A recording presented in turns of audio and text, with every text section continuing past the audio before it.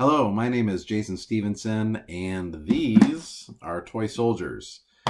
In this video for CIOs and IT leadership, we're going to discuss how to transform DevOps into dollars with some references to the Avengers and the Black Panther movie, as well as those toy soldiers there.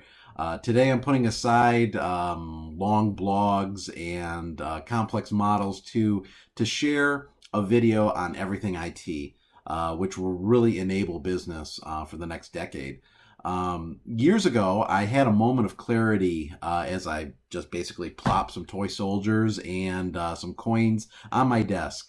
And it was that tactile moment that really gave me an approach and a vision for DevOps and Agile and my mastering of Scrum and ITIL.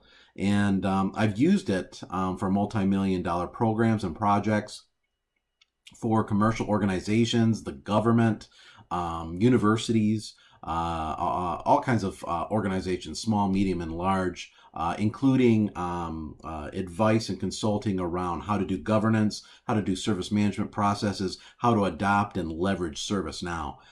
In this video, you're going to observe how a simple management solution can deliver user experience, mobile, digitalization, transformation, automation, innovation, cloud computing, and really any directives from the business, leadership, or the CIO.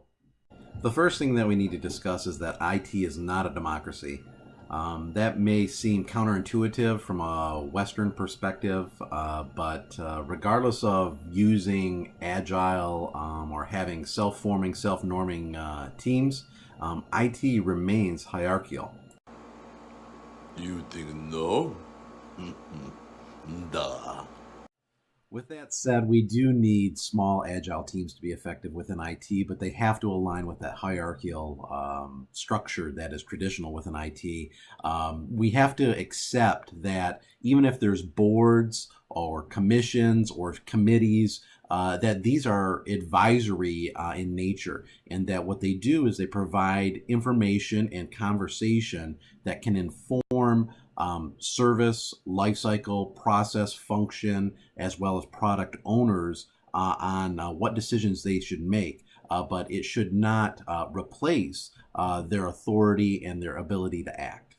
In this section of the video, we're going to use a Black Panther and Avengers analogy to really resolve and deconflict those two concepts of having a hierarchical IT organization while remaining agile and using small self-governing teams to enable DevOps.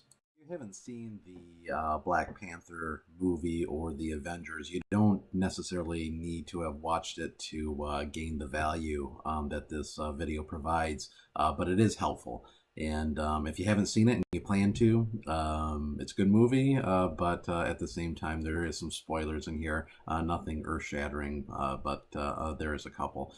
So the first thing that I'd like to cover within the Avengers context is this idea of leadership. So you have the Black Panther, who is also acting not just as a superhero, but as a king. Again, that hierarchical structure that we talked about a moment ago. With priests that support his reign over the Wakanda area. And then he's protected, has a personal guard. There is also linkages back to the United Nations, some references from his father previously as a king, and then he himself going to the United Nations and interfacing with that governing body. These all consolidate and incorporate ideas of governance within a hierarchical model, and we'll start there.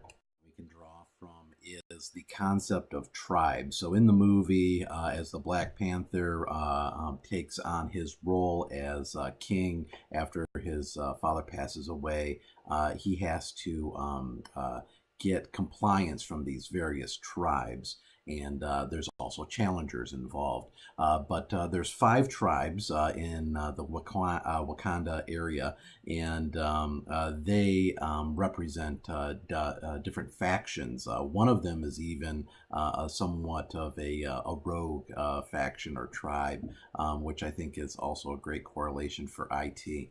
Another analogous element of the Black Panther movie is this concept of technology within Wakanda. And there is this underground train system that basically connects all different parts of the city. And this is, again, a great analogy for life cycle and some of the concepts that we're going to introduce within this video. Also, at the end of the movie, again, spoiler alert, not a big giveaway, but there is this reach out program where the Wakanda government will reach out not only to the United Nations, but just to the people as a whole and deliver technology to them. So this is also a great analogy that we'll use as part of this video. The various Wakanda tribes is Wakanda itself, and there are districts. We see some of them in the movie, and you can see basically the perimeter and the inner city and different neighborhoods or districts within Wakanda.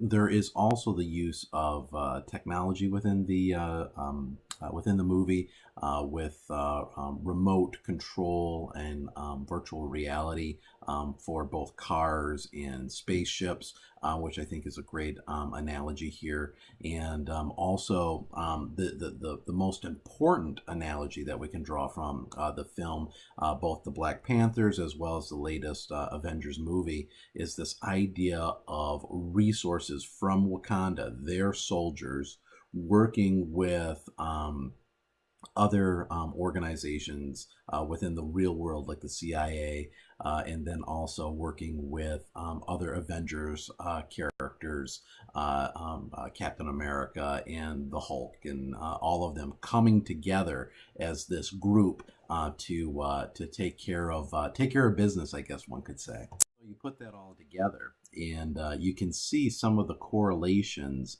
between this hierarchical kingdom called Wakanda and IT. And so now we'll kind of step through how that translates into IT speak. So in IT, we basically have our own king. I don't know that they would want to be referred to as such, but it is hierarchical in nature. It can either be the CIO or possibly an associate CIO. If the activities within IT are outsourced, it might be a program manager, but there is this definitive leader that is very much like the Black Panther, I guess you could say. And it isn't a dictatorship. I don't think any IT organization is a dictatorship. If there is, it's probably not a very effective one. But it is a hierarchical in nature, and the CIO or the program manager will draw on the expertise and the knowledge of the people that report up into that office of the CIO or that program management office. But nonetheless, it is hierarchical. And there are groups that support the CIO directly, the office of the CIO or the program manager. The PMO would support them directly, much like that that protective service that the Black Panther had. The CIO or the program manager also needs to interface with other governing bodies, much like the United Nations. So there could be other programs. You may have a IT organization that has outsourced to a couple or several different contractors, service providers, and basically those programs need to interface with each other. If you're the CIO and you haven't outsourced or you partially outsourced, you still, as the CIO, need to interface with the other executives within the business line or within the mission of the organization. So regardless, there's always this correlation or this link between the leader of the IT organization and other outside organizations. These are often what we would consider customers. These are people paying for the services that IT provides. Underneath the CIO or the program manager is often an individual such as a service delivery manager, and they will be supported by a service delivery organization or a service management office, an SMO, SDO.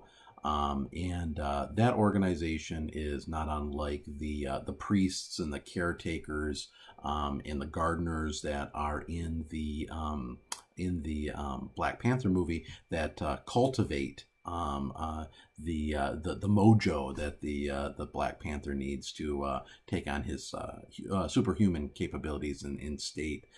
So again, there's a correlation there that we can draw within the IT space. We have services, and those services are supported by products. It's not a huge leap to go from the concept of tribes over to services. So, you might have several services within your IT organization. Those really, I think, fit well with the analogy of a tribe because you have a leader of that service. And then you often have resources, subject matter experts within that service that represent the tribe. And later on, when we go through the analogies around a hotel, constructing a hotel and using the tabletop exercise, you'll see how IT can leverage this tribe mentality, but also having these tribes leverage a life cycle and leverage DevOps in an agile way. IT, we often have some kind of life cycle, and unfortunately, it doesn't often make its way into the organizational structure of the IT organization itself. But generally speaking, an IT organization has an SDLC or a service management life cycle, or they have development and ops. There's some kind of mechanism that they move forward with. And really mature organizations bring that into their organizational structure, as well as automate and enforce that structure within tools like ServiceNow. Within IT, we want to support that life cycle. I personally like the ITIL-based service life cycle of strategy, design, transition, operation, and improvement, which is compatible with a DevOps model. And again, we'll kind of dive a little bit deeper into that here later on in this video. I mentioned the whole concept of districts or neighborhoods within Wakanda, and that kind of correlates to the groups of processes that perform within each life cycle step. So, for example, within service strategy, you have things like finance and portfolio management, business relationship management, demand management. These are groups of processes that fit together within the service strategy phase within the dev of DevOps. And it can be easily correlated to some of those Wakanda neighborhoods or districts that we saw in the movie. So first of all, I would mention that to you all as a good analogy. Another good analogy is this concept of remote control and virtual reality that is introduced as part of the movie, where we're controlling cars and we're controlling ships. With virtual reality and remote presence. And that is just a great analogy for cloud computing and some of the things that we're doing in IT today. That's very exciting. We can draw some analogies from that as well. The biggest analogy that we can draw from is the scenes from the Avengers movie, the scenes from Black Panther, where groups from different tribes, groups outside of the organization, from different Avenger heroes and so forth, come together as a team to address a threat or take care of business, as I mentioned earlier. So this is something that is a direct correlation that we can apply towards Agile Scrum teams within this hierarchical relationship of IT. You want me to whack 'em, boss? I'll do it. You just say the word, and I'll do it. So, with that said, we have to accept that the roles within IT are changing. So, we're moving away from technological roles towards service, process, function, lifecycle management roles. There's still certainly lots of room for technology within the traditional IT department. But it's really more from an architectural perspective or from a DevOps configuration perspective, rather than doing a lot of development of code or physical assets and infrastructure. It has a lot more to do with managing suppliers, managing technology providers within the cloud. So it takes a little bit different kind of resource within IT. Not somebody that is outside of the IT organization that doesn't fit well or play well with others. We definitely need that, but we don't need the jarhead or the mug. That would just do what is told. We need people that can stand up, be linchpins, if you've read that book, be innovators, and bring leadership to the table in an agile perspective. We're going to start using a map to really discuss how to bridge DevOps. You're going to see some graphics kind of in the background that refer to a book called the DevOps Handbook, and also the Phoenix Project by Gene Kim. These are great resources that were very helpful to me in my DevOps journey. This section isn't meant to be a set of cliff notes in any way for those books. Those books really focus in on the three ways, and they're very lightly touched on in this section, really as it relates to continual service improvement and using an agile approach, and then also this idea of correlating DevOps with ITIL best practices. So it was very helpful for me, but I don't want to imply that this section is cliff notes in any way. Read those books; they're really good books. And it's interesting for me throughout my career. I've taken a lot of Scrum-based training, ITIL-based training, VMware, ServiceNow, all the way back to the day when I was working with Microsoft and Cisco products to get training and certifications in areas of interest to IT that were relevant for the day. And DevOps is not that way. There are some certifications evolving, like in the Amazon space around DevOps. And there's a lot of organizations trying to build a DevOps universal certification, but they really haven't gotten traction. So it's interesting within DevOps is that it's not a framework, it's not a standard, it's not a best practice like ISO, ITIL, PMI, Scrum. It's none of those things. It's really a set of concepts that are evolving in the industry. And so you have to go dig up information on it, dig up information from Wikipedia and read books and read white papers and blogs, because it's really just DevOps is conceptual. And so in this section, I really want to take some of those DevOps concepts and align it to an IT organization using some of the standards, best practices, and frameworks that are out there. Talk about IT as a service provider. In the past, IT has often operated as an island into itself. We basically work as technologists with some management direction to produce technological solutions for our customers paying for a service and users receiving the service. But we're really operating in an island mentality.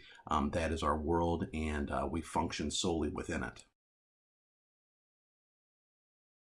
We have to recognize that IT, though it may be an island, is not alone. It's part of a chain or a system of islands, including customers, users, and suppliers, and that we have to communicate and interface and work with these other islands and other groups of individuals to be successful.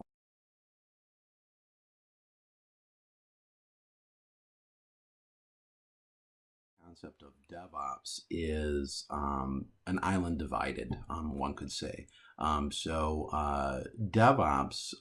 just the term DevOps, implies one organization, which is IT, but that has been divided into a development section and a operations section. And one of the core concepts of DevOps is to bring those two back together into a holistic single IT organization. Successful with DevOps, we need to be able to bridge those two together. Again, using some service management best practices, we can use service transition to be a bridge between dev and ops. In the industry, the term DevOps has emerged and has taken a foothold. It's actually a little bit unfortunate in that the term development was used and it became DevOps. The reason for that is because DevOps emerged from the software development space, so it makes sense why it was called that. But a lot of concern and consternation that people have within the IT space could have been avoided if we just refer to it as DevOps, design and operations. And then that would help folks kind of bridge the correlation between DevOps and a service management lifecycle. If you really think about it in that perspective, not using DevOps, but DevOps, that idea of going from design to operations, which is bridged by transition, makes a lot more sense. Now, I'm not trying to coin a new phrase here. I'm just using that DevOps as a mechanism to help people get their heads around that bridging through service transition. But as we look at service transition, that falls into dev. Strategy, design, transition, which includes things like doing the build, doing testing, doing change management, managing the release, everything leading up into getting it into production. That's all part of dev, and what we need to be able to do is bridge that into the operation space. Unfortunately, within the IT organization, is over the last years and decades, a lot of IT organizations have evolved to have two very distinct groups that do those activities. And what we want to do is bring them all together into a single cohesive DevOps to accomplish their goals, which are the directives of the business and IT leadership. We need to build is a bridge between our dev organization within IT and the customers paying for service out in the business line. So this is a really important bridge that may not exist today. A lot of us in IT, whether we're technologists, whether we're managers, directors, we tend to talk up the chain to our leadership all the way up to the CIO. And that's good. We do want to talk with those folks. But what we want to do is talk with the business that we're serving as well. And so within this concept of DevOps, it's really important that we build a bridge between our development team, specifically the service strategy team within the dev team, back to our customer. And that could be accomplished through business relationship management. It can also be accomplished through the use of the product owners within our Agile teams. Another bridge we need to build is with operations to continual service improvement. And this is one of those interesting areas where just like security is everyone's job, professionalism, ethics, those are everyone's job. Continual service improvement is also everyone's job. But what I've seen in a lot of IT organizations is a group called quality, which is kind of like off to the side of the organizational chart, and they're very disconnected from the organization, and they tend to focus in on things like contractual deliverables or paper copy or audits. and they're very disconnected from the organization and siloed off. And what we need to do is take an organization like that, bring it closer to operations and focus it on operations so that they're constantly looking at the performance, the issues that that operations is running into, and translating that into continuous service improvement. So the ideas of quality assurance, and quality management, where you're doing inspection and audits, and confirming that we have good procedures and that kind of thing. That all still needs to happen. That's good stuff. We don't want to lose that, but we also want to focus that organization on operations. So we want them looking at operational dashboards and reporting. We want them participating in operational meetings. We want them to be looking at operational issues, such as problems, and being involved in operations so that they can then seize opportunities for improvement and feed it back into the service strategy phase within the dev part of DevOps.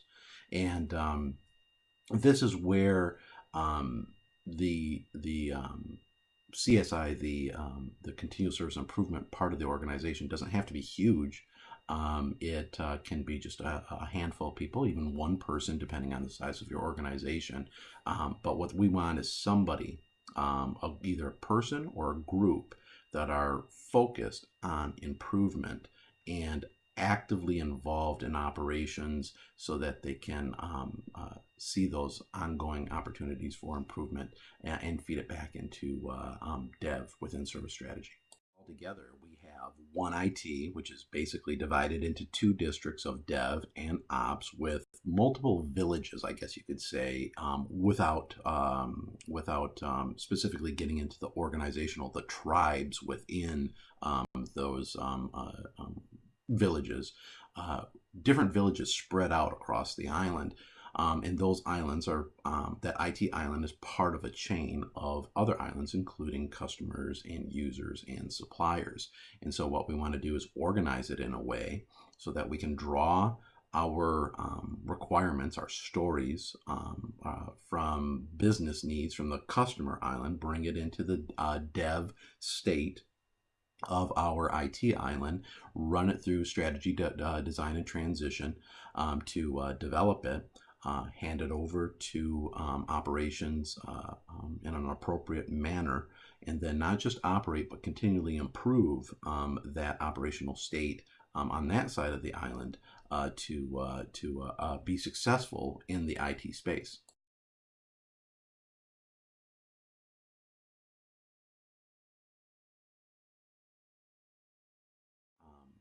Prime that life cycle and understand the connections between the various islands and build those bridges. And we start building on the organizational structure that we went through in the Wakanda analogy. This is where having that life cycle of DevOps broken up into a further defined life cycle, automating that life cycle within a tool like ServiceNow, having the tribes and the districts all integrated into that model from our analogy, we really have primed the pump, you could say, for IT. And all these things that IT wants to do these days, like user experience and artificial intelligence and digitalization and transformation, and things like basically anything that the CIO or the business wants to do, we now have a mechanism to bring them through a life cycle through an organizational model that is prepared to deliver these great ideas, these great concepts that we all want and need within IT. And what's great about this with the DevOps concept is that we don't lose our ability to continue to deliver what we're delivering today. we continue to operate, but we can also do development at the same time. So we deliver services, we support services, as well as we can enhance those services and also interject new services into our IT organization. So, as I was reading the DevOps handbook and the Phoenix Project by Gene Kim, there was a lot of references to Agile. And the idea within DevOps, I think, is to not to try to redefine Agile in any way. We all have Scrum teams and Scrum tools that we're using. And the DevOps that Gene describes really leverages what's already out there in the Agile space. And what we need to do with that is think of how do we use those agile techniques within this DevOps lifecycle, which is further defined into a broader lifecycle to unify IT. As I was reading those books, the concept of Scrum framework kept popping into my head, and I was really looking at how do we manage projects. And it's really important, I think, when we're in this IT space, to think about who is IT serving. And IT is serving the business, which is our customers paying for the service. And when I say the customers paying for the service, those could be an existing service that we need to enhance, or they could be a new service that we need to implement or deliver. And so what we do is we use Agile through a DevOps lifecycle to deliver those enhanced services or new services to our customer base. Agile is very applicable within the DevOps model. I think that Agile doesn't solve everything. Many years ago, going way back to 2003, I got certified in PMI best practices and became a project management professional in addition to being a Scrum Master. And it took me, old guy me, it took me a while to switch from this waterfall idea over to an Agile Scrum approach to managing projects. And I think part of the reason for that was that I grew up in a infrastructure space more than a software development space. So I think depending on where your career started and your journey in your career, if it was on the infrastructure side or if it was on the software side, kind of defines what project management technique that you're comfortable with. But what I discovered as I went through this DevOps journey is that neither project management approach is better than the other. It's really applying the correct approach for the situation at hand. So as I mentioned, let's say our customers need something, and that need comes into our DevOps cycle as part of service strategy, and we create a project for that. If we know what the solution is, like let's say our customers need greater speed for one of their applications, and we know that we need to upgrade our wide area network to do that. That's not necessarily an agile project. You could manage it using like a Scrum framework, but in all probability, you're upgrading circuits, you're upgrading routers and firewalls potentially. You know what the solution is. That's a very waterfall-like project. It's great to use waterfall in that respect. I think that there's no reason that you have to make it agile there. Again, it needs to go through dev and ops. You need to take it from your delivery state to a support state. So you still need to use DevOps, but you don't necessarily need to use Agile. Now, if we're talking about like cloud-based tools, software as a service, for example, or platform as a service, that easily is an Agile project. I could totally see using Agile for that, and it's not because it's software per se. It's because you don't fully know what the solution is. You kind of have to develop and evolve that solution over time. It's much more iterative. So that's where Agile makes a great deal of sense.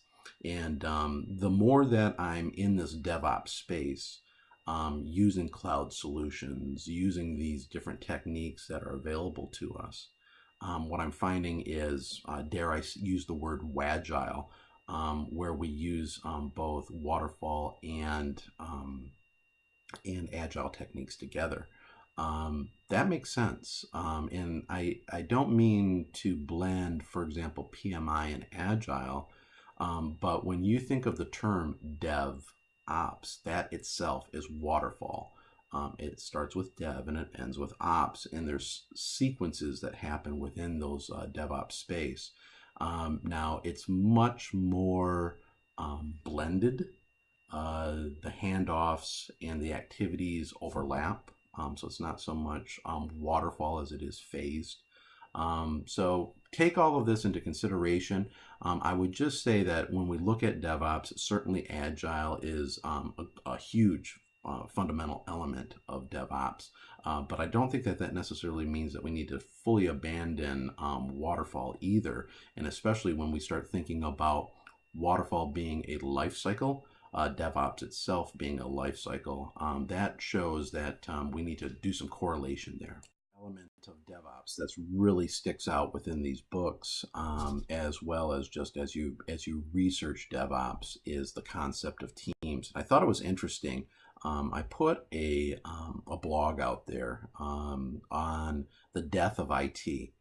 And to say the least, it got a lot of response. A lot of people liked it, and a lot of people didn't understand it. A lot of people said, no, I don't agree with it, but it got a lot of response. And within that blog, what I thought was interesting is the people that say I don't like it, they really got into this concept of a hierarchical model that I was talking about, kind of the Wakanda example that I put out there as part of this Death of IT blog.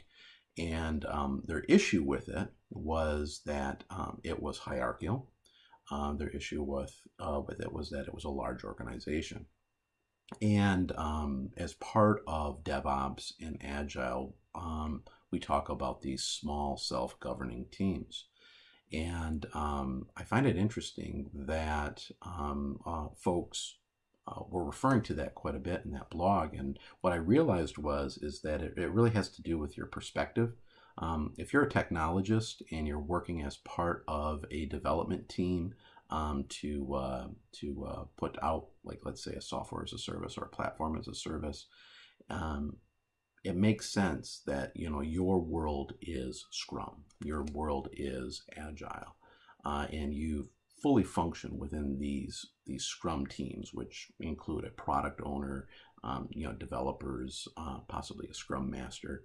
If maybe sometimes a developer will also be the Scrum master, but nonetheless, it makes sense that that's your world.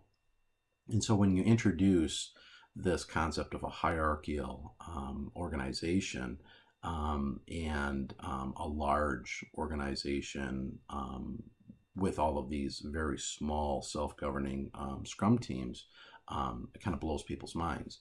And it feels like a step backwards, and it's not really. It's saying, okay, we recognize that you have a project to get done. For that project to be agile, for it to be responsive to the needs of the customer, it has to be small. It has to be, 3 people, 6 people, 9 people. But once the teams get much bigger than that, they get pretty sluggish. I've seen that myself as I've built out project teams using an agile approach. So I fully agree with that. You want small teams for projects, but those project teams are part of a larger organization, and that larger organization is based on services, and it's based on a life cycle. And so as we talk about these small agile teams, we have to recognize their place in the greater IT organization. In the DevOps handbook, Gene talks about continual improvement as well as iterative process and flow as part of the three ways. And there's a graphic out there. I think I actually first saw the graphic in one of my Scrum Master training classes, but it's a great graphic, and it talks about building a car. It's just an analogy that we can use. You can tell this video is all about analogies. But in this analogy, you can build a tire and you can't use the tire, or you can build a frame of a car and you can't use the frame. Those are just components of the car. And in years past, when we did project management in a waterfall fashion, that's kind of how you built this thing out. You either took the easiest thing first, or the hardest thing first, or the thing that you're most familiar with, and you built that first, and then you built the next thing, and you kind of built out this car in an assembly line fashion. But you can't use the car while it's on the assembly line.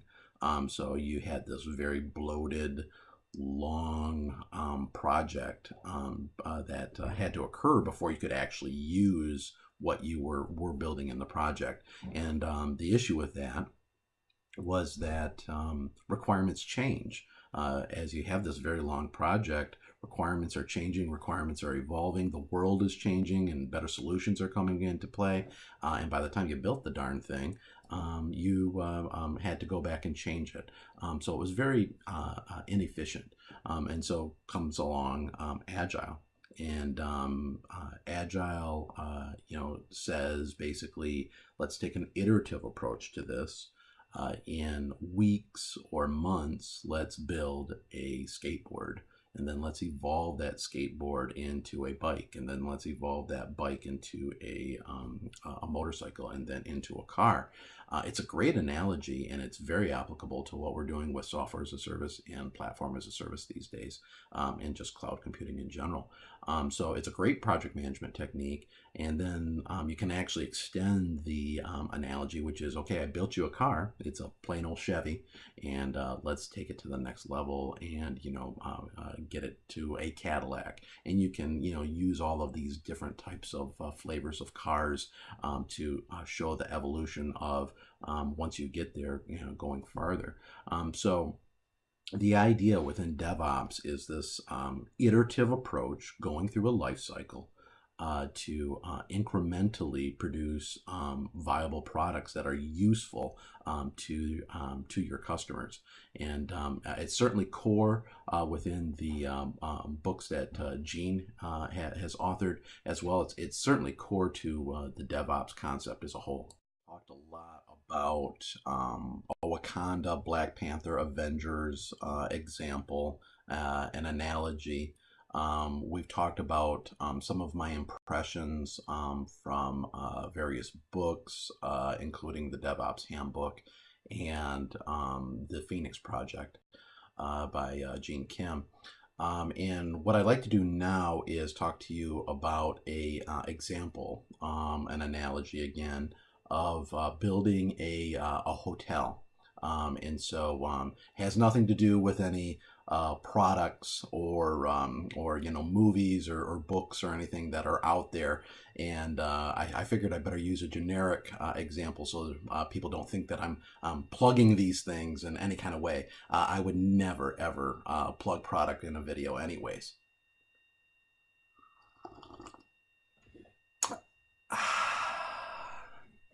In this example, we have 5 customers, Alpha, Beta, Charlie, Delta, and Echo, that are all paying for services, and they have different needs. So customer A, they want janitorial services. Customer B needs a blueprint, basically some architecture and engineering. Customer C wants to build a new building. Customer D just needs to replace a faucet, and customer E needs additional water pressure. So I'm sure the analogy to IT is starting to evolve already here for you. You have all of these different customers paying for service, not unlike different business units. within IT that are paying for service, and they are all coming to a single contractor, in this case to build a hotel, which isn't very different than IT as a single service provider offering different services. This analogy, this example of a contractor that's building a hotel, they need carpenters and plumbers and electricians, which they're very closely correlated to what we've been discussing as services up to this point. And comprehensive. Certainly, to build a hotel, you need a lot more people, a lot more services. Everything from excavating all the way to furnishing. There's all kinds of different organizations and departments that could be out there. But for the simplicity of the analogy, we'll just use carpenters, plumbers, and electricians. Built a hotel, but possibly you've built a house. And from my own personal experience in building the house that you see here in the background, there is a general contractor that you interface with as the customer or the homeowner, and they interface with a bunch of individual companies specializing in different areas. In my case, I was able to build this place at being my own general contractor. Not that I have any skill whatsoever when it comes to carpentry, electrical, or plumbing. Every time I put my hands in the fuse box, Jane gets very scared. But at the same time, I do have management skills, and I was able to manage the various suppliers for plumbing and carpentry and electrical, and be my own general contractor. And so this is true as well with IT. Is with the appropriate management capabilities, you can manage various suppliers that are experts in the area that they've chosen to be in those market spaces. So in this analogy, think about a general contractor being a management company that is interfacing with different suppliers for carpentry, electrical, and plumbing. And if you think about that analogy in that structure, when you interface with a company to do carpentry, what are they going to have? They're going to have carpenter experts. If you interface with a plumbing company, they're going to have plumbers. If you interface with an electrical company, they're going to have electricians.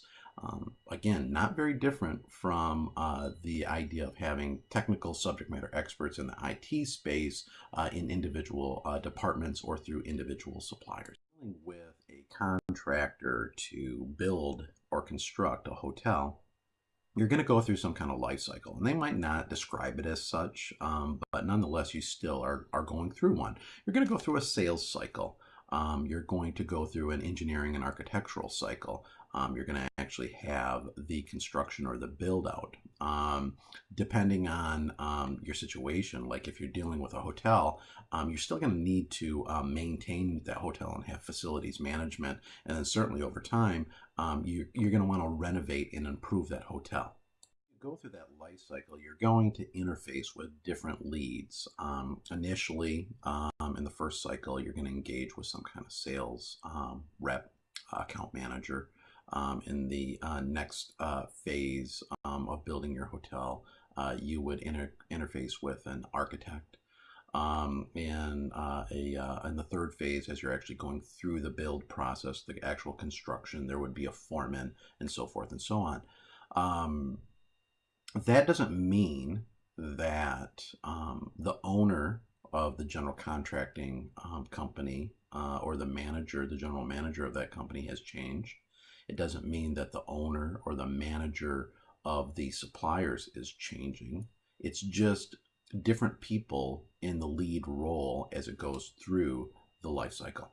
To those leads in each of those cycle areas, there's going to be people that support them. Certainly, when we're in the sales cycle, there's going to be someone supporting from an accounting perspective, also somebody who's writing up the contracts and that kind of thing from a legal perspective. But there's all kinds of folks that you can think of that would be supporting the sales cycle and then also continuing on past the sales cycle. But nonetheless, there are support personnel underneath each of those leaders that are not very much different than process leads or process managers in the IT space. In the architecture cycle, there might also be engineers or somebody that looks at compliance and that kind of thing in the architecture phase as you're building a hotel. And then as you get into the build out, there's going to be certain leads or team leads, as it may be, underneath the foreman as you roll out areas of this hotel. The sales cycle, there's resources that are being lent by the various suppliers within the general contractor space to the life cycle. So again, the salesman, the account manager, is in the lead during sales, and he has process managers, support personnel that are helping him from a financial and legal perspective. But he still needs resources, subject matter experts that can help him define the project ahead for this hotel. So he will borrow resources from the various suppliers on electrical, plumbing, and carpentry. In this example, notice in the upper left-hand corner that originally the customer A was asking for janitorial services, and that need or requirement has changed. That is not unusual whatsoever in our IT space. The customer requirements evolve over time. They don't always know what they're asking for at first, and there's this investigation that we really go through where we solicit those requirements from the customer to get a better understanding of them. And so it's not coincidental that in this slide the requirements change. We have to be somewhat of a sleuth to do some detective work to understand what those needs and requirements are of the customer space, and us actually actively asking the right questions helps our customer formulate what they are truly needing and wanting. And especially in today's space, where we're not just delivering technology, traditional technology anymore, we're delivering solutions where we have things like Internet of Things and artificial intelligence and things that are way outside the norm from a technology perspective. We have to use those skills that we have in investigation and do the appropriate detective work to understand what the customer requirements truly are. It's elementary, my dear Watson. Elementary. And by Watson, I could be referring to artificial intelligence. So whether we're talking about Watson figuratively, literally, proverbially, the game is afoot. As we move through that life cycle, we can see that, again, different people move into the lead role as we go through the life cycle step, supported by different process personnel, and then the various suppliers or service areas are allocating resources to that particular life cycle step. Pattern evolving here, resources moving from the various services into the various life cycle stages. Don't stay inside the life cycle step. They go back into the pool under the service space. Again, much like an electrician or a carpenter or a plumber, they'll come out, they'll do a job, and then they'll come back in. That job might be related to building the hotel, or after the hotel is built and in operations, it might be correcting or fixing something that was has gone wrong in the hotel space. I've done a lot of stays at a lot of different hotels over years and decades. A lot of travel in the IT space. And I don't know, you might have noticed as well. Some of the tried and true hotels that you've stayed at go through renovations. That is a necessity, part of maintenance to maintain the environment, as well as to change the aesthetics and meet the changing needs of the folks that are staying at the hotel. Certainly, over time, as you're operating a hotel, things are going to wear down. You know, the showers are going to crack and the faucets are going to stop working. And you need to replace them. And as you replace them, you might replace them with more efficient use of the water, for example. You may also find that the needs of your customers are changing. For example, the whole the need for copper lines going into for you to plug your laptop in at a desk, those have all been replaced with Wi-Fi for the most part, and things like USB ports on the lighting fixtures and that kind of thing for you to be able to plug your mobile devices in next to the bed. They have become more prevalent. So as part of improvement, there are regular renovations that are happening to these hotels to draw in more customers aesthetically, as well as improve efficiency, and then also address their changing needs. Again, very similar to what you would see in an IT department. Change the names, we change the needs, and we are replacing the hotel construction and operation and improvement example with an IT example. And you can see IT as a service provider with different suppliers. Those suppliers can be internal or external to the IT organization. And they're addressing different needs from the customer. And the life cycle is slightly different here. Again, kind of a DevOps, where the strategy, design, and transition are part of dev, and the operations and improvement are part of operations.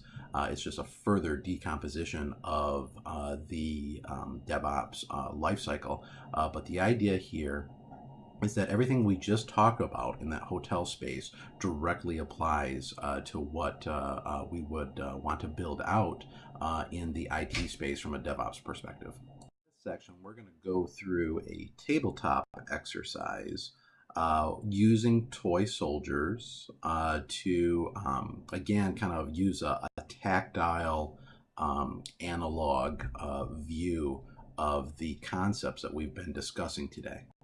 As we go through this tabletop exercise, if you want to kind of follow along and do something very similar for your organization, you can.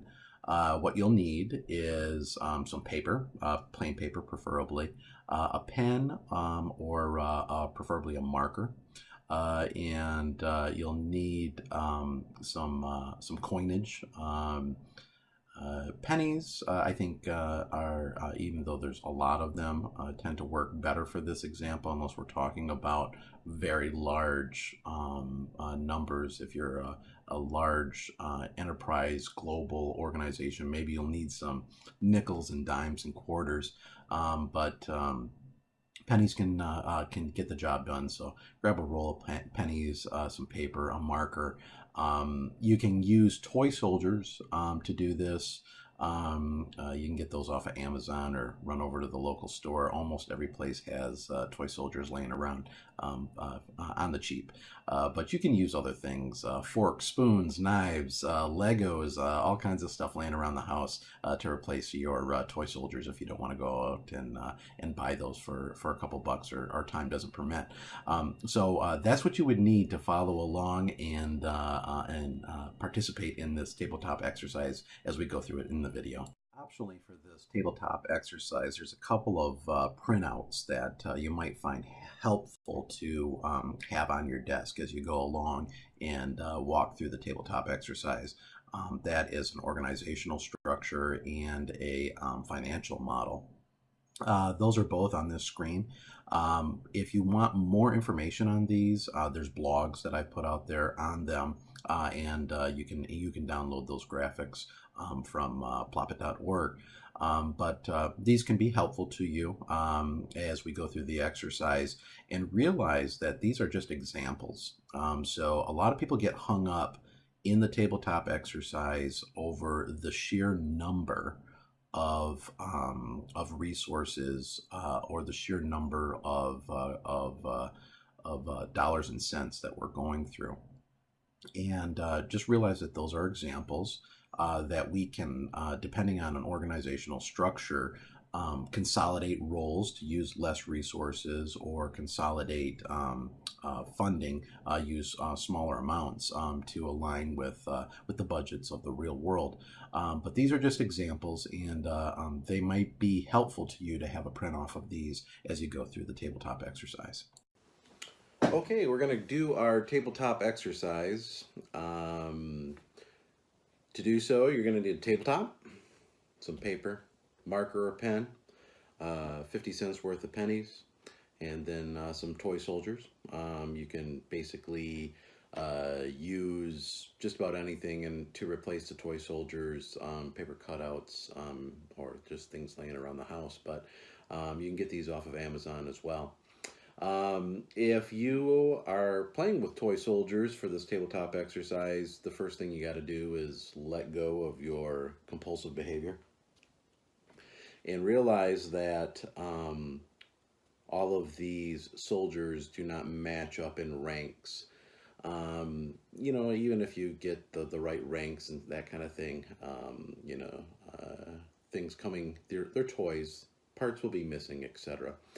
So don't take the soldiers too literally in this exercise, but we'll use them the best that we can with these other materials. So the first thing that we're going to do is we're going to conceptualize IT. So we'll go ahead and put IT on our piece of paper here.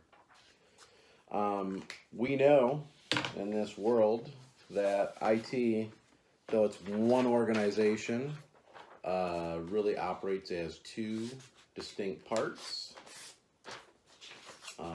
So we'll go ahead and take that piece of paper and tear it in two.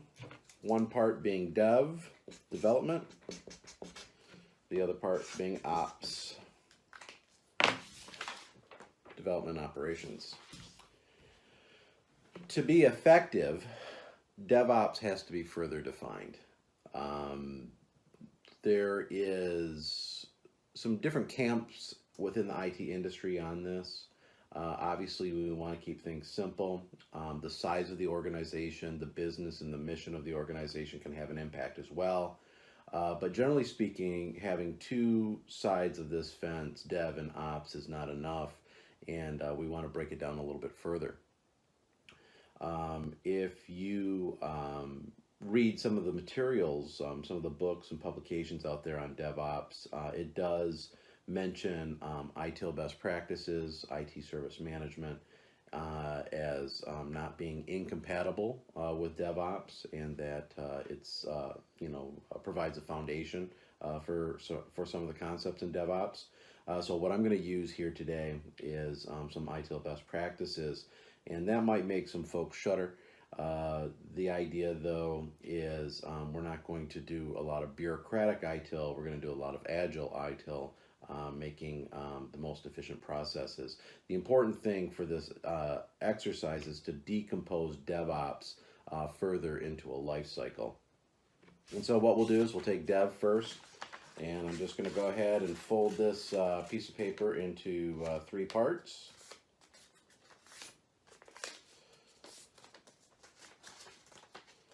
And go ahead and separate those three parts. So now Dev is in three pieces, and we're going to label these strategy, design, and transition. So there you go. strategy, design, transition. Those are the three parts of dev. Ops, we're going to go ahead and divide ops into two pieces. And we'll go ahead and call one operations. And the other, we will call it improvement.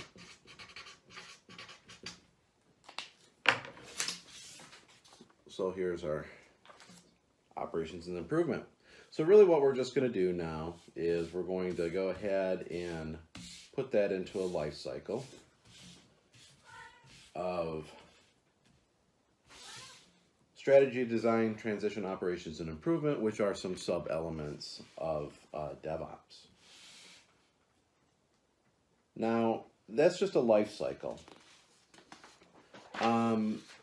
In addition to the life cycle, we have services, and within those services we have products. I'm going to take a piece of paper here and divide it into 4 pieces. Depending on how far you want to go with your tabletop exercise, you could have several services and then products underneath those services. But I'm just going to go ahead and I'm not even going to do 4, I'm just going to do 3 for the purpose of this tabletop here. So this one of these squares, I'm just going to go and toss that aside here. And, this is where, as part of your exercise, you can really start conceptualizing your organization and start servicetizing it. What you need to do is get away from the idea of old-fashioned departments within IT and start thinking about the services that you offer. Most IT departments offer some kind of infrastructure service, network, LAN, WAN, compute, could be mainframe, server, cloud, storage, either some kind of RAID or storage area network or infrastructure as a service. All of those would be in that infrastructure service bucket. These days, end user services and mobile really are starting to merge. Again, coming up with the exact name is not important, but conceptualizing the bucket is what's important. So you've got infrastructure services, end user mobile services, and then I'll just use another one here, which is enterprise applications. And depending on how you organize your IT service provider organization, maybe these somewhat align with where you want to go. Maybe they are completely different than how your organization is put together. But that's the idea here of the tabletop exercise, is taking some time to think about this. And you might hear some cat noises in the background. Much like the first time I did this tabletop exercise, Joyful seems to be quite interested in what I'm doing here. But we'll talk about the joyful analogy here in a little bit. But anyways, we've got 3 services, we've got 5 life cycle steps. So the first thing that we can do is we can talk about leadership. Every organization has leadership. It can be organized a million different ways, but you do have leadership. So what we've got here is an IT manager of some sort. It could be the CIO. Maybe you're running a program, and it could be a program manager. Could be an associate CIO. You may be geographically dispersed. There's all kinds of ways to slice and dice that leadership. But we're going to start with, in this tabletop scenario, we'll call that a CIO. Working for that CIO is a service delivery manager or deputy CIO. And these folks have people that support them. The CIO has a an office, an OCIO, office of the CIO. If it was a program manager, it'd be a PMO. Um, but nonetheless, there's people that support them. People like legal and contracts and finance kind of thing. So people that support that CIO. You also have people in the service management office or service delivery office, SDO or SMO, that support them. People I can think of in that organization often are process engineers, ITIL experts, Scrum experts, Devops experts, tool experts for like service management, like ServiceNow. Those all go into that service management office. So then that's our leadership. Again, you can really, depending on how your organization is set up, maybe you want to distill this down by geographic location or different lines of business, etc. But let's just keep it simple here for our leadership at this point in time. Now, what we've got is different services. So we've got, actually, I'm not going to use that color here. We're going to use a guy playing bagpipes here. And we've got this guy leading, and we'll go ahead and use this guy. Actually, I'm not going to use the bagpipes here. This is where, again, you can't get crazy about this stuff, but just to be consistent, we'll use try to use all of the same guys or similar here. All right, so these are managers of our services, and those service managers, a manager of infrastructure services, a manager of mobile services, a manager of enterprise application services. That's not too crazy for any of us to get our heads around, I don't think. They're also going to all have product managers.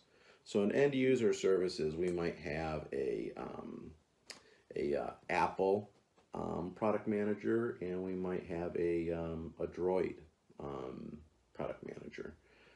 In infrastructure services, we may have get a few guys in there. We might have somebody for network, compute, and storage. So those are our products there. You could further decompose those products even more into specific platforms and that kind of thing. But the thing that I would just caution you about as you start to think about products underneath your services is think about products in the sense of when you have an Agile Scrum team working on sprints for a release, and those are associated with a product, those are your product managers. It's okay to get into things like, Microsoft and ServiceNow and Apple and Droid and that kind of thing for products. But when you're at the services level, it's really important to think about those in the abstract, not where they are where they have brand names in them. Services should not have brand names in them. If you've got a service called Windows Server, that isn't a good service name. Compute would make a good service name, or hosting would make a good service name. But when you get into like a level of Microsoft Server, that's more of a product level. So our three services, all of them have products. I'll go ahead and put some products in our enterprise apps, and we'll just say, we've got one for Workday, we've got another one for Salesforce, and we've got another one for let's say ADP. All right, so we've got our leadership, we've got three services, and then we've got our service managers with some product owners in there. The idea is, you're going to have a bunch of folks working for these guys. They're the ones with the resources. A whole bunch of people working for them. We'll go ahead and put more folks here. These are our subject matter experts, our technical folks. They don't all have to be, at the same level. But the idea here is that these are where the resources reside. And in the video, I talk about the whole idea of like carpenters and plumbers and electricians. The idea here is that if you hire a organization to do to build a hotel or build a house or whatever, they're going to have plumbers, electricians, and carpenters. And within those different organizations, you're going to have journeymen in each of those areas. You wouldn't mix and match them in this organizational structure here. Once we get down into the life cycle and we talk a little bit about sprints and Agile and Devops, you're going to see how we'll draw resources out of these groups a little bit more. But the idea here is that you have services with service leadership with technical resources underneath. And I've got a whole army here. I could put just dozens of these guys in here, but I'll just put a handful in each group for this point in time. We'll use green to represent our service life cycle. So these guys playing the bagpipes, these are our managers or directors of each life cycle step. So we have a manager for service strategy, one for design, transition, operations, and improvement. These guys are going to have process managers working for them. In service strategy, you're going to have somebody that's looking at finance, somebody that's looking at your portfolio, somebody that's looking at demands coming in from your customer. In design, we're going to have multiple processes in design as well. Things like looking at availability and continuity, security, capacity. Those all have, you're going to have process managers for each of those. In the transition phase, we're going to have folks that are doing things like change management and release management and knowledge management, process managers in each of those spaces. In operations, we have folks that are doing things like our operations function, our service operations center, NOCSOC type of thing. You've got your service desk folks working in there as well.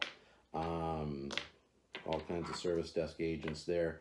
And then we also have process managers for like incident and problem. And to tell you the truth, problem kind of sits a little bit in between operations and improvement.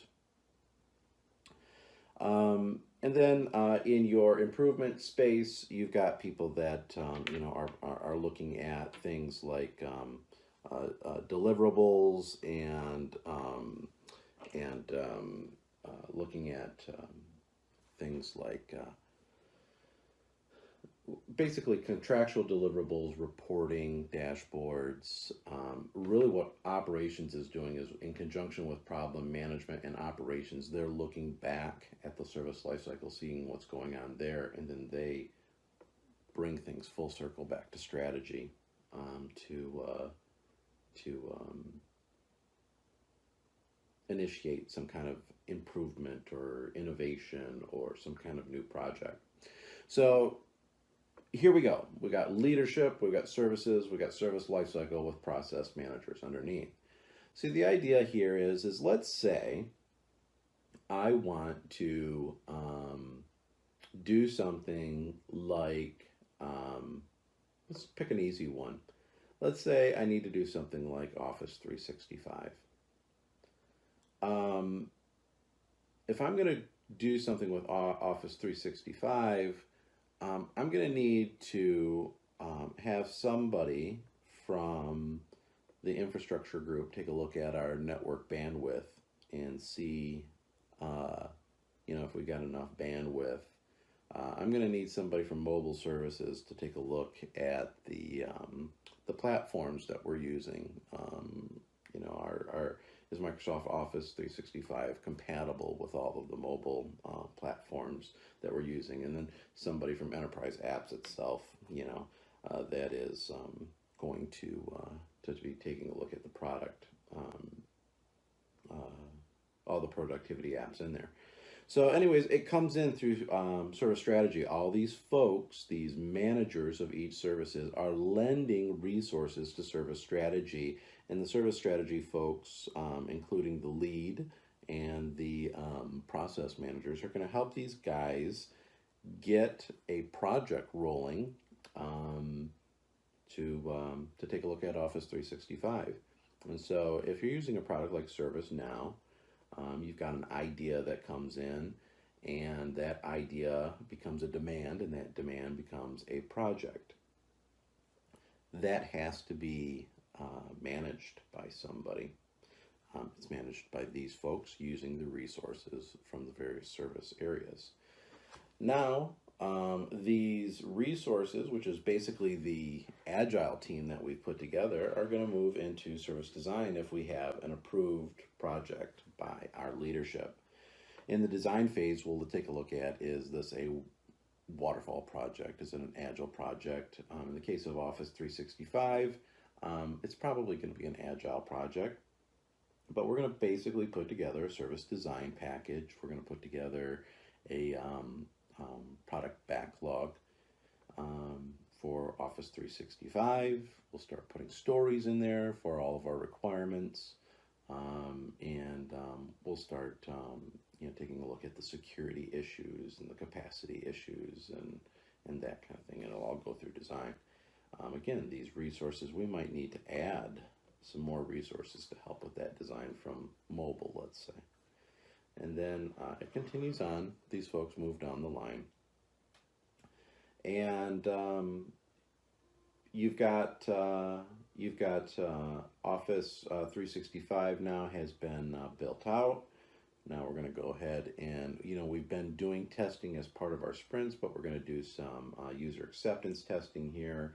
We're going to submit a change order. We're going to go ahead and get that release out into the production environment. After that's done, these resources move along. And basically, they don't actually sit in operations. They really go back to their individual groups. They're not sitting in operations. There's always somebody knocking somebody over there. But if an incident occurs, and the service desk routes it to the infrastructure group. Maybe it looks like there's a network problem, and they're saying, no, there's not a network problem. It really is a platform issue, and they reroute it to the right person. They work on it in operations, and then they go back to what they're doing. The resources which within each of these service areas are neither dev or ops. That means, they're not allocated specifically to development, which could be Agile or waterfall projects. translation, service enhancements, or new services. They are neither ops, they're not dedicated to break fix or root cause analysis or some kind of improvement. They are groups of resources, groups of subject matter experts that are allocated to each area. So when we got to operations, it's not like that Agile Scrum team is going to stay or translate into some kind of operational team. They will go back to their respective groups, but they are available for incidents or problems as they may arise. So when we get to improvement, again, the folks in improvement, they are really looking at operations. They're looking at the problems proactively. They're looking at the reports, the dashboards. They're doing data mining. They might be even applying artificial intelligence back to operations, looking at it, participating in operations meetings and that kind of thing to look for opportunities for improvement. Also looking for innovations, and if they find them, that's when they come back to service strategy, then input in an idea or demand request, and the whole process starts over again. Okay, so now let's talk a little bit about finance. Notice the big pile of money, the pennies, the copper there sitting next to leadership. That's not really coincidental. Basically, money flows in from your customers that are paying for the service, the lines of business that you have. Maybe your IT organization isn't just a cost center, maybe it's a profit center as well. And you're generating your own money there as well. But regardless, those dollars, or in this case, those pennies, reside with leadership. In this model, we have 50 pennies there, representing a budget of 50 million. Let's say that, let's just divide some of this up here. Let's say that, let's see, that's 2, 4, 6, 8, 10,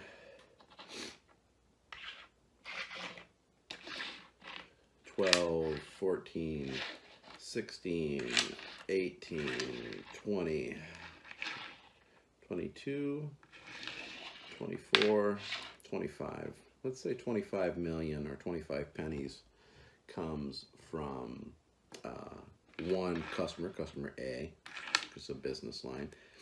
And then let's say that 2, 4, 6, 8, 10, 12, 14, 15 million or 15 pennies comes from customer B, which should leave us with 10 pennies here coming from customer C.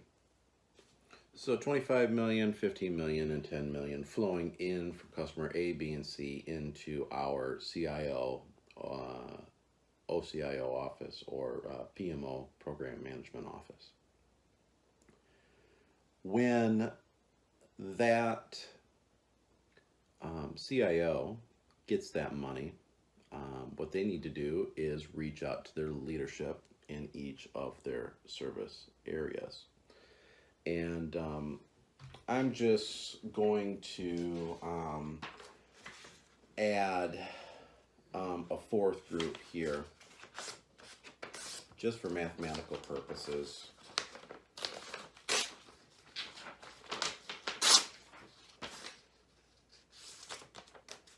And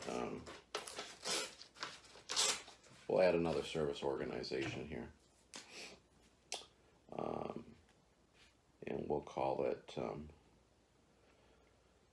we'll just call it Service X.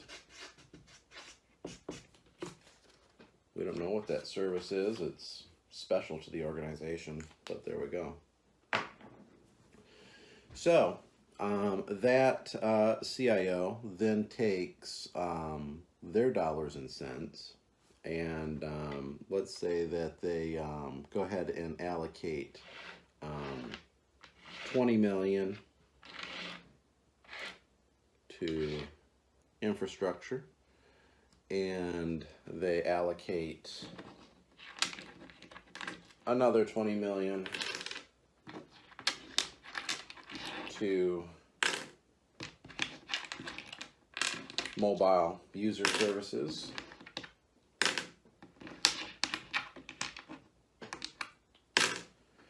And they allocate 5 million to enterprise apps. Boy, did we negotiate some great pricing on that. And they allocated another 5 million to Service X. So why are we doing it this way?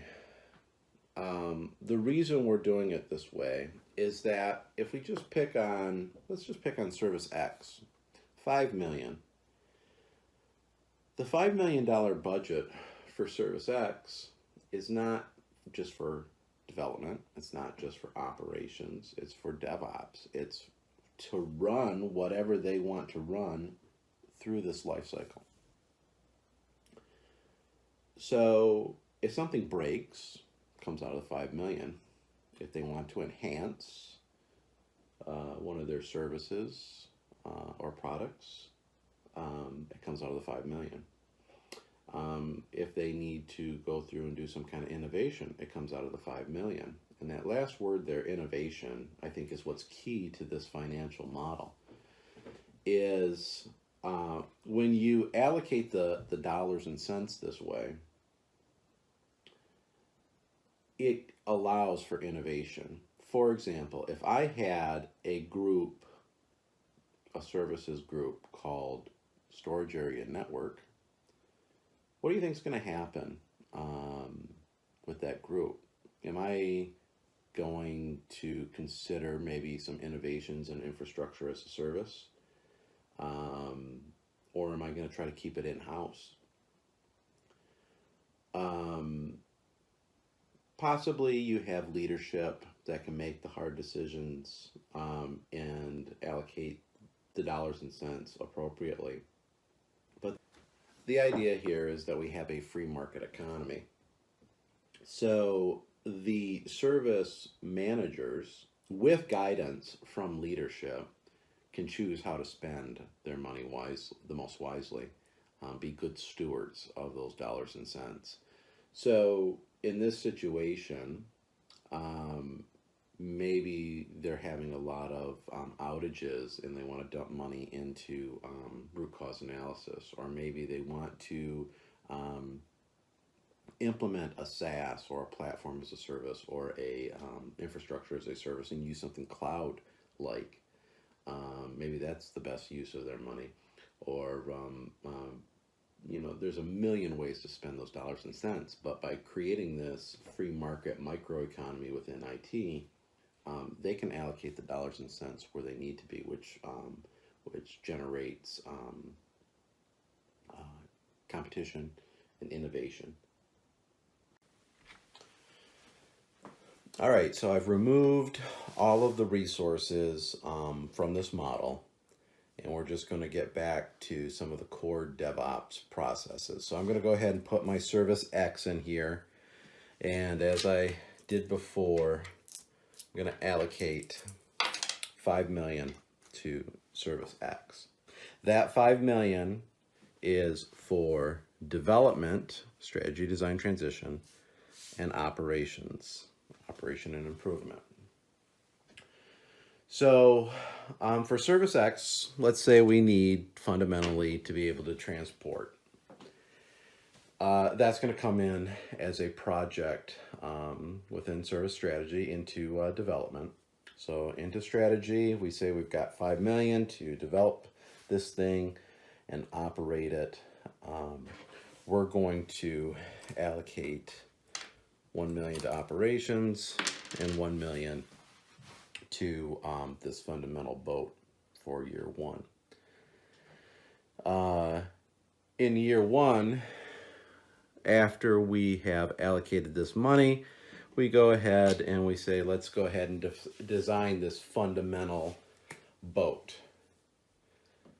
And we go ahead and we say that the product is the boat, Service X boat, and we come up with some requirements, which are stories that go into a product backlog that are then organized into sprints towards a release. We're going to be doing development and testing simultaneously. It'll be independently tested, but as we build it, we will test it. And then when it's all done, we'll basically do a use case test at a user level to make sure that it's basically seaworthy. It's fit for purpose, fit for use. So using an agile approach, we've identified our release, which is the simple boat. We budgeted for it. We go through these iterative sprints and we produce a boat. After it's tested as seaworthy, it's now in operations. This penny is spent, it's gone. So now we have another $1 million. If anything breaks on the boat, if we need to paint the boat to maintain it, we've got this other $1 million here in operations. And so we know the boat's seaworthy, it's being used in a regular fashion.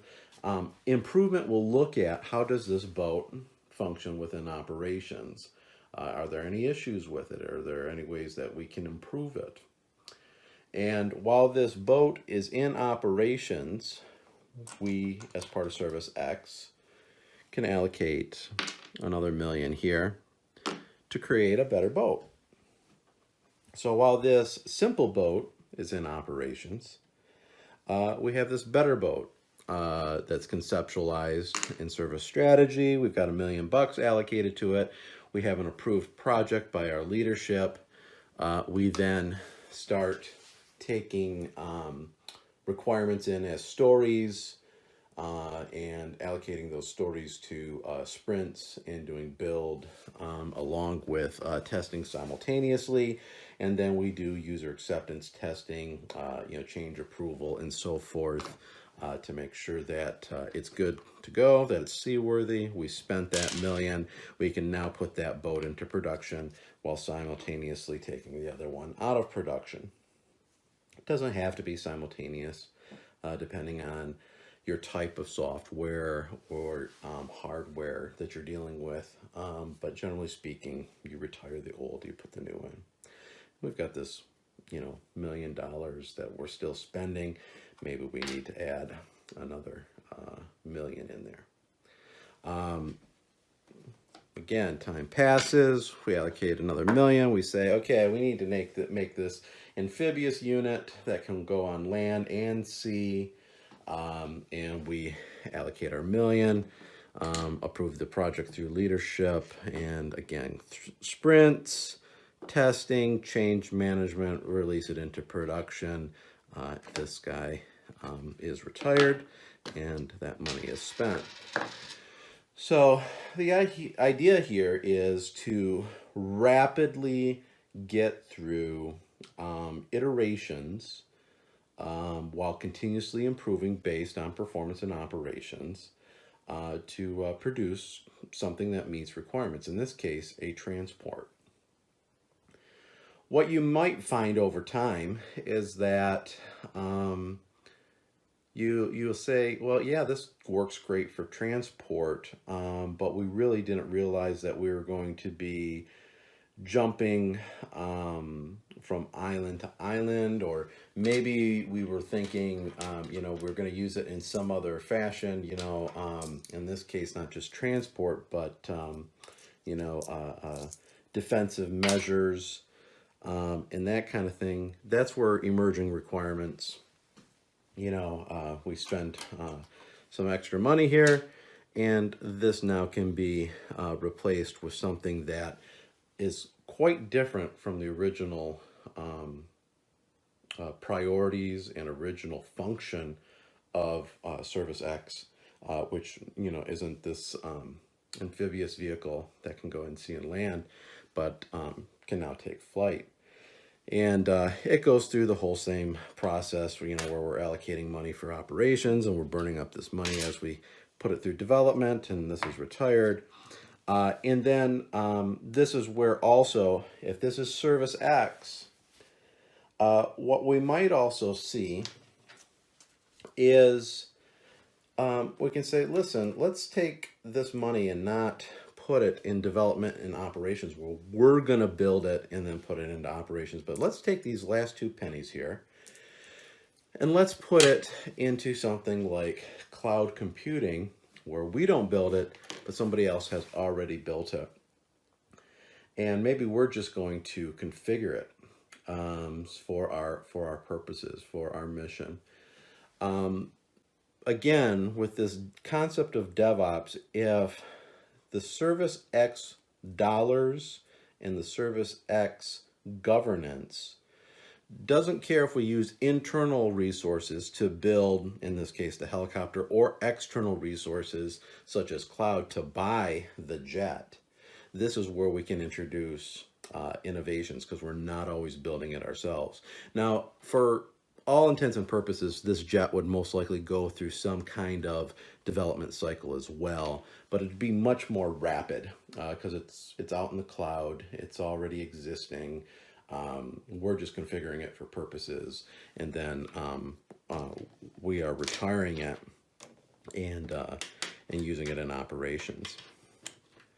So that's just a brief example of how we can use DevOps augmented for strategy, design, transition, operations improvement, which is basically that service management foundation, using services with underlying products and leadership with their dollars and cents and their resources to accomplish IT.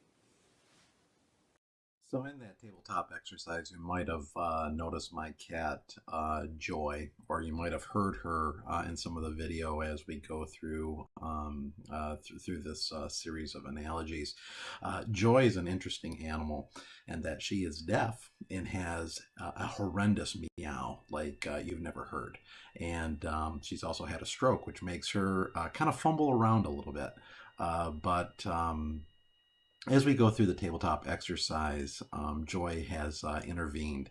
And actually, back a few years ago, when I first did this tabletop exercise, I stepped away from my desk for a moment, and Joy had inserted herself into the tabletop exercise, knocking all kinds of things over and scattering the tabletop.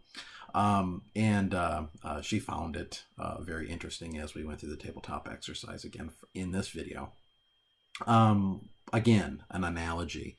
You're going to run into challenges as you go through any type of organizational change. There's going to be a misunderstanding of best practices. Even as you're going through this video, because we're not having a dialogue, this is just a recorded session, there can be a misunderstanding of what I'm saying, a misunderstanding of DevOps concepts, a misunderstanding of best practices and standards and how it relates to IT. There's misunderstanding out there, certainly as we go through cultural change.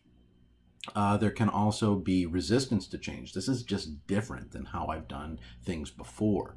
And people can actively try to stop that cultural change from happening. There's also changing priorities as you're going through this cultural change and trying to adopt DevOps and incorporate some of these best practices, standards, frameworks that are out there, including Agile and service management and so forth. You've got to take care of business. You've got projects that are in flight and they take up a lot of time, a lot of your resources. And so you're competing with those.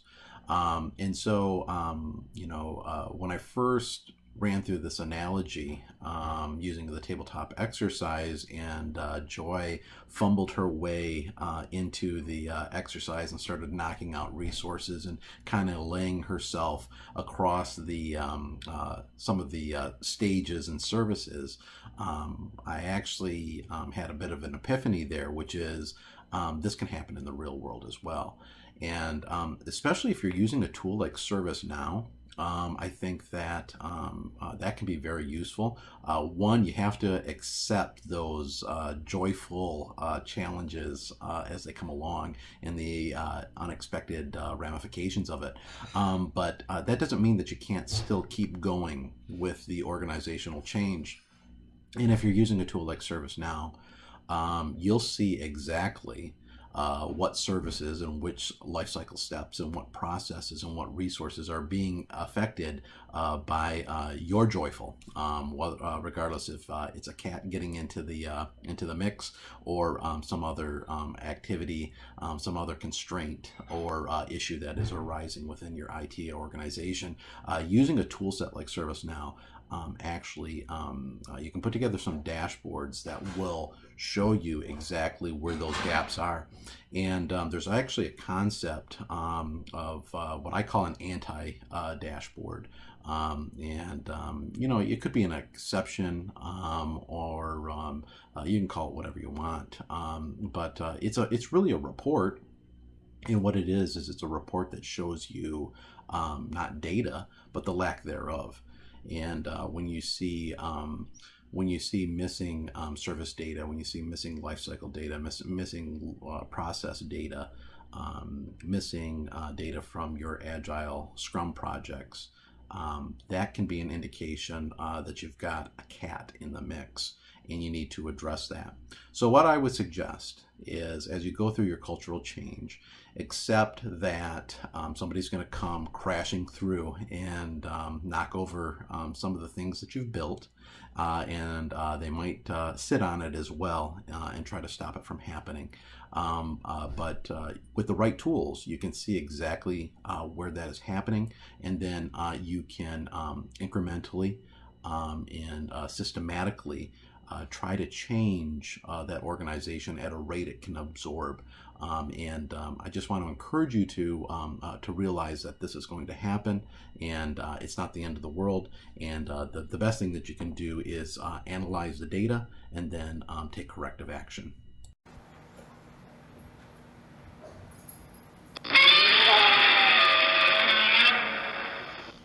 In this video, we went through a Avengers Black Panther Wakanda analogy. We also talked a little bit about impressions from some of Gene Kim's books on DevOps and the Phoenix Project. We went through a hotel construction example and a tabletop exercise. I really enjoyed putting this video together. I hope you enjoyed it too, and you found it valuable and useful in your journey in DevOps and everything IT. If you would like more information, please refer to my complex models and long blogs for more information. A lot of these concepts that we've highlighted here are laid out in greater detail in those materials. You can also visit www.ploppit.org to take a look at additional information, as well as contact me to do internal workshops, possibly for your organization. If you'd like to do similar presentations and workshops with your staff and play around with some toy soldiers a little bit, it can be a fun time and also very informative and culturally changing. Comments, please share them by sharing this video and posting your comments along with it. If you want to reach out to me either at ploppit.org, calling me, or dropping me an email, please do so as well.